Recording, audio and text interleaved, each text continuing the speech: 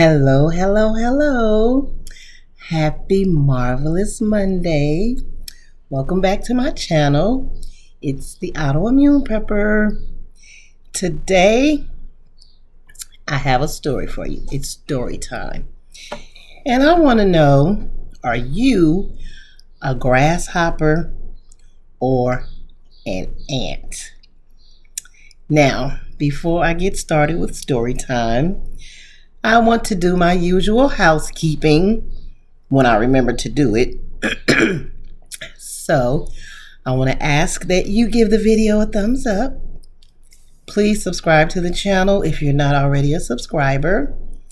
And make sure you hit the notification bell as well.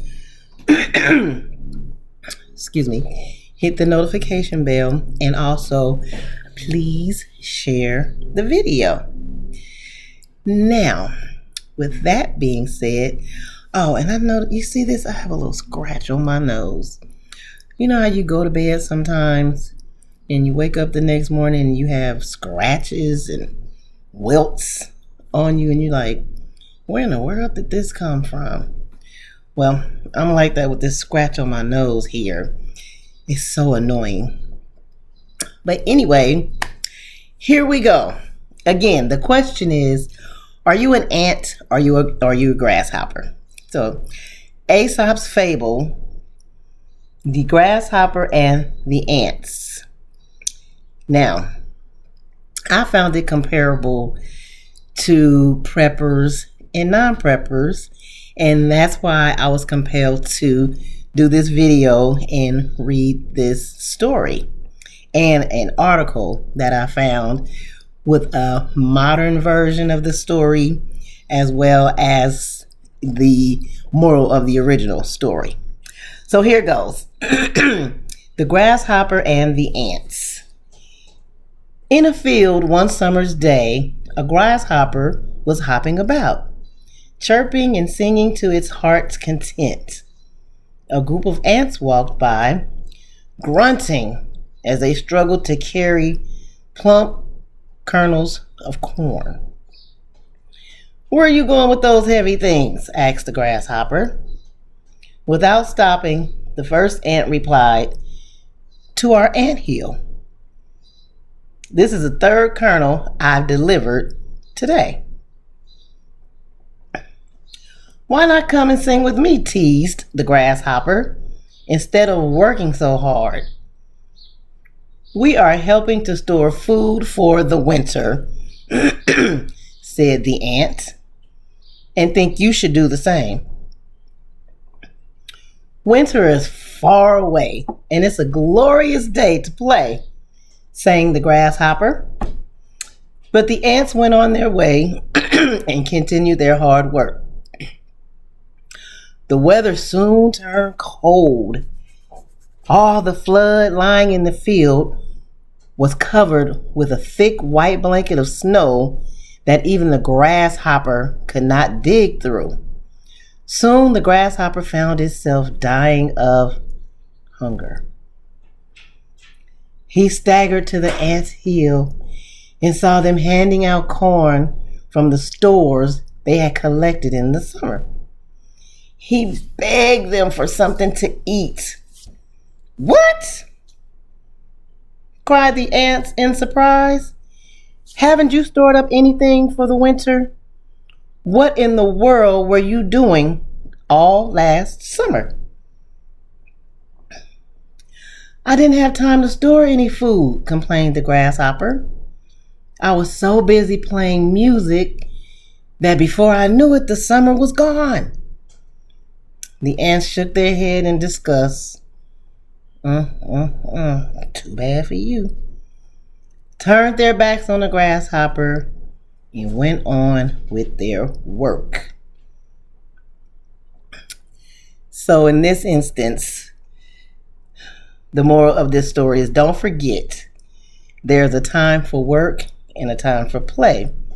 So anyway, I thought it comparable to preppers and non-preppers, because preppers, they're getting their food stored up, they're getting their house in order for winter storms, power outages, job losses, whatever emergency situation that may arise, so that they can be well prepared, so that we can be well prepared when these things come up.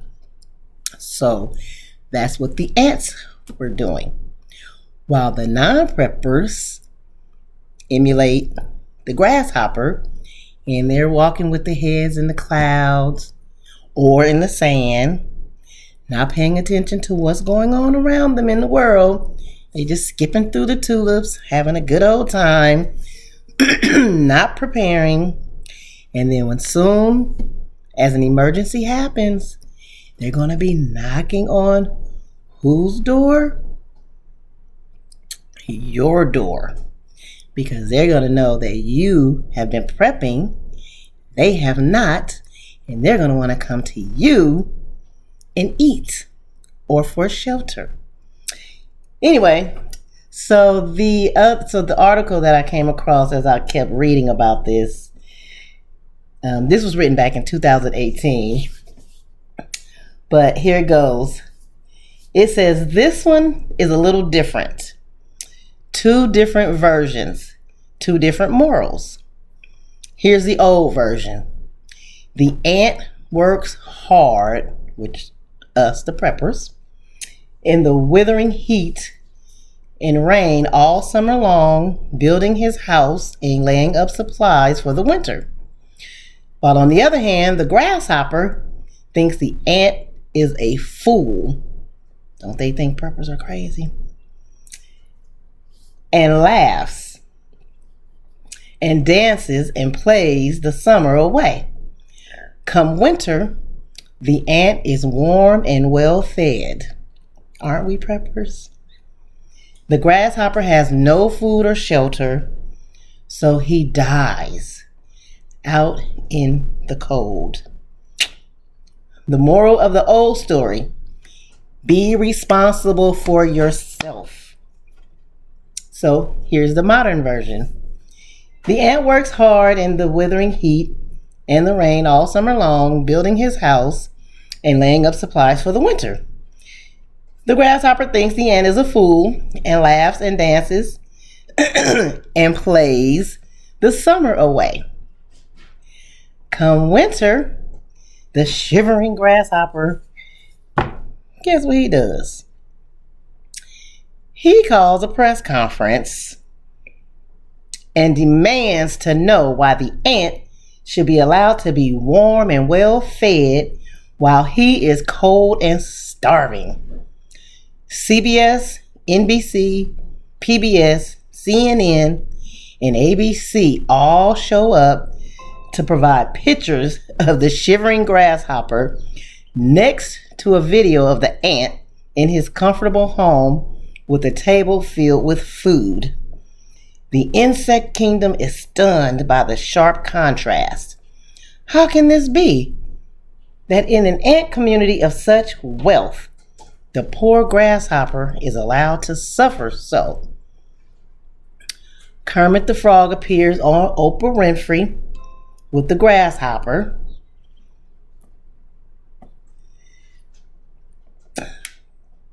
Hold on, y'all. With the grasshopper, and everyone cries when saying, "It's not easy being green." A group called Occupy the Anthill stages a demonstration in front of the ant's house where the news station filmed Reverend Al Sharpton and a group of grasshoppers kneeling down to pray for the grasshopper while he demands the ants.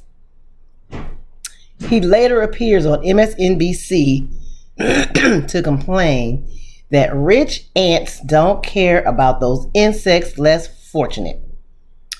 Former President Obama condemns the ants and blames Donald Trump, President Bush 43, President Bush 41, President Reagan, Christopher Columbus, and the Pope for the grasshopper's plight. Nancy Pelosi and Chucky Schumer exclaimed in an interview on That View that ants had gotten rich off of the backs of the poor grasshoppers. and both call for an immediate tax hike on ants to make them pay his fair share.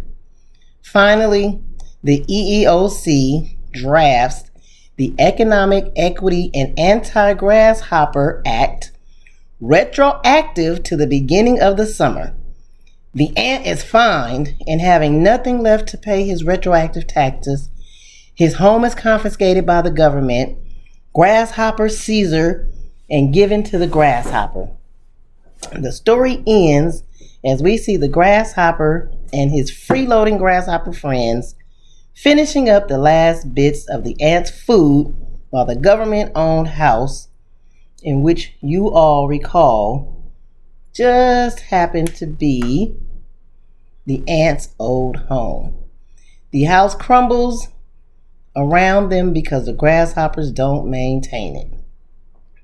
The ant has disappeared in the snow, never to be seen again.